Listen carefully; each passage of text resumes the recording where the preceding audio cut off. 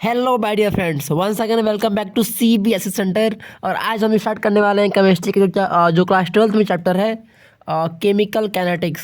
Okay, तो हम इस चैप्टर में छोटा छोटा करके मतलब छोटी छोटी टाइम की वीडियोस में हर एक टॉपिक को कवर करेंगे। Okay, so let's start our chapter chemical kinetics.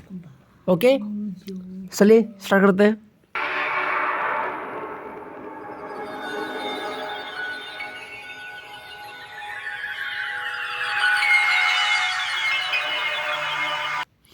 हमारा जो इसमें का जो पहला टॉपिक है जो बहुत ही आसान होता है, जो हम लोग हर जगह सुनते रहते हैं, रेट।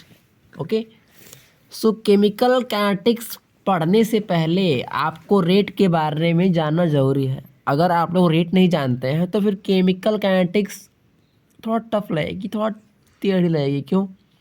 आसान है, लेकिन इसको समझने का जो तरीका है ना, उसको समझने के लिए हमें रेट आना चाहिए। अगर आप रेट के बारे में जान लिए तो बाकी सब जान जाएंगे स्लोली स्लोली। चलिए फ्रेंड्स, स्टार्ट करते हैं रेट के बारे में। रेट होता क्या है? सिंपल है, हर मतलब change in concentration. Change in concentration rate कहा जाता है। ऐसा होता है कि rate of change of momentum physics में होता है। जहाँ पर रेट वहाँ पे क्या आता है? टाइम। ये तो आप लोगों को पता ही होगा। हम इसको बोल सकते हैं चेंज इन कंसंट्रेशन को ही हम रेट कहते हैं। रिएक्टेंट तो आप जानते हैं, एंड आई होप कि आप लोग प्रोडक्ट भी जानते होंगे। इतने बड़े तो हो गए हैं। रिएक्टेंट यानी कि जब हम पानी और चीनी को आपस में घोलते हैं तो पानी और चीनी क्या होती है? रिएक्टेंट। और जब जो बनता है पानी चीनी को घोलने के बाद क्या बनता है वैसे? शरबत। तो ये क्या होता है? प्रोडक्ट। ये तो आसान है। तो देखिए, change in concentration basically known as what? Rate. बहुत आसान है। ओके, मतलब अगर कोई हमें अगर ये पता करना हो कि वो रिएक्शन हो रही है कि नहीं हो रही है, तो अगर हमें उसका रेट, अगर समय के अनुसार उसमें बदलाव आ रहा है यानी वहाँ पर रिएक्शन हो रही है, ये होता है ना। देखिए, इसमें अगर कुछ और हम जानना चाहें तो हम कह सकते हैं इसकी जो यूनिट होती है रेट की, क्या होती है? बेसिकली मोल पर सेकेंड, सॉरी सेकेंड होती है। इसको लिखें तो मोल सेकेंड इन्वर्स हो जाती है, यही ना। रेट के दो टाइप्स होते हैं। एक होता है एवरेज रेट, AVG लिखता हूँ, एवरेज रेट। और एक होता है आपका इंस्टेंटेनियस रेट।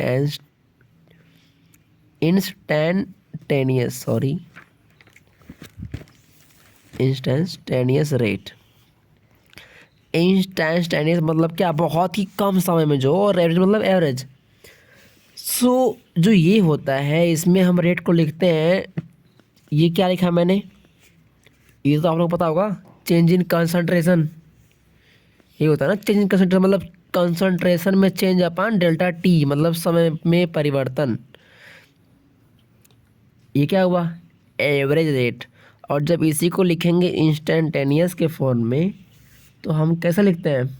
इसमें लगाए जाते हैं लिमिट। ये कुल मिला के कुछ ऐसे आता है कि डी कंसंट्रेशन अपॉन dt, ये होता है ना। रेट क्या होता है? चेंज इन कंसंट्रेशन, यानी change in concentration per unit time. Rate मतलब क्या? वही होता है per unit time, per unit time. ये दो होते हैं। क्लियर?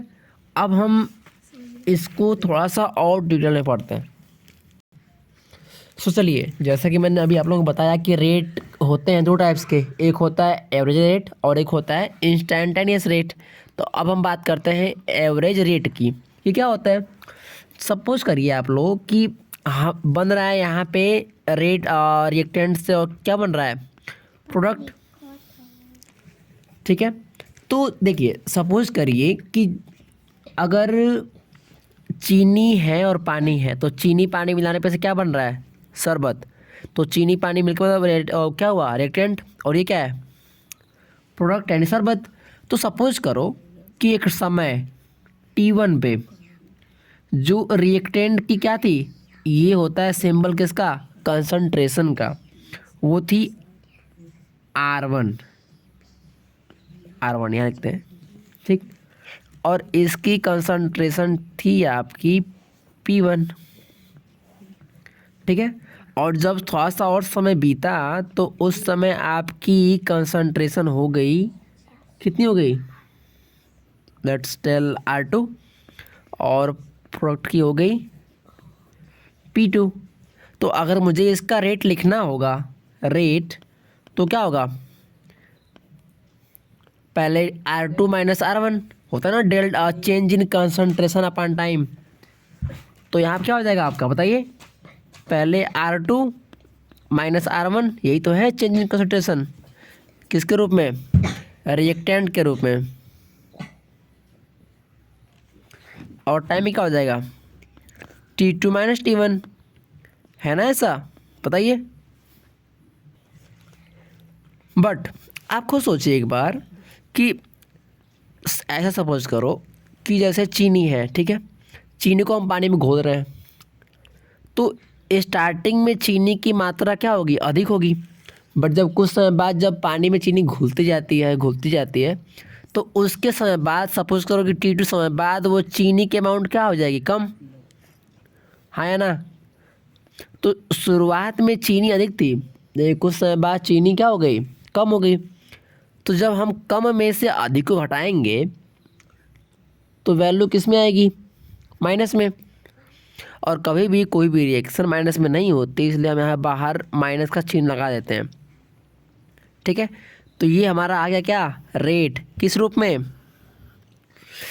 रिएक्टेंट के रूप में। अब अगर मैं इसका इस तरह लिखना चाहूँ तो मुझे उम्मीद है कि आप लोगों को समझ में आ गया है कि भैया P2 माइनस P1 लिख देंगे, नीचे T2 माइनस T1 लिख देंगे, और यहाँ पे बाहर प्लस लगाएंगे। क्यों, कॉमन सी सेंस की बात है कि अगर हम चीनी है और पानी में घोल रहे हैं, तो अगर स्टार्टिंग में तो पानी पानी रहेगा, है ना, पानी में थोड़ी मिठास नहीं रहेगी, बट कुछ समय बाद पानी की मिठास क्या हो जाएगी, बढ़ जाएगी, हाँ या ना।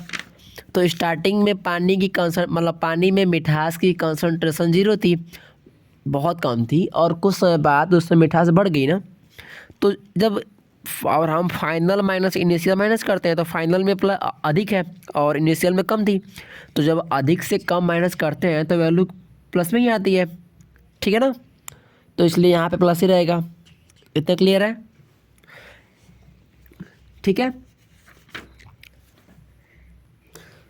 अब फ्रेंड दूसरा हमारा था इंस्टेंटेनियस रेट, यही था ना।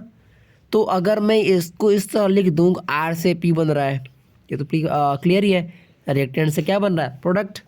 तो जैसे वहाँ पे अगर हमें लिखना था रिएक्टेंट के रूप में तो क्या लिखते थे, माइनस लगाते थे, और R2 माइनस R1 जो भी हो तो माइनस लिख देते थे। बट यहाँ पे क्या इंस्टेंटेनियस यानी बहुत ही छोटे समय के लिए, तो वहाँ पे डेल्टा था ना, तो यहाँ पे डी बस सिंपली dR/dt इसके रूप में हो गया। और इसके रूप में लिखना चाहें तो बाहर प्लस रहेगा, तो प्लस क्यों लिखें, बिना प्लस के भी तो काम चल जाएगा, प्लस लिखो चाहे ना लिखो, बात तो एक ही होती है, हाँ या ना। तो देखो क्या मैं ये लिखूंगा सही है। और हाँ, ये इम्पोर्टेंट है, आपको ये याद रखना है कि अगर हमें रेट लिखना हो तो हम इस तरह भी लिखते हैं। इसी चीज़ को अगर याद रखते हैं आप रेट लिखने के तरीके को, तो हम इससे आपको आगे बहुत ही एडवांटेज मिलेगा। ओके, सो फिलहाल के लिए इतना ही, अब मिलेंगे हम इससे नेक्स्ट वीडियो में। Okay, so till then thank you and take care.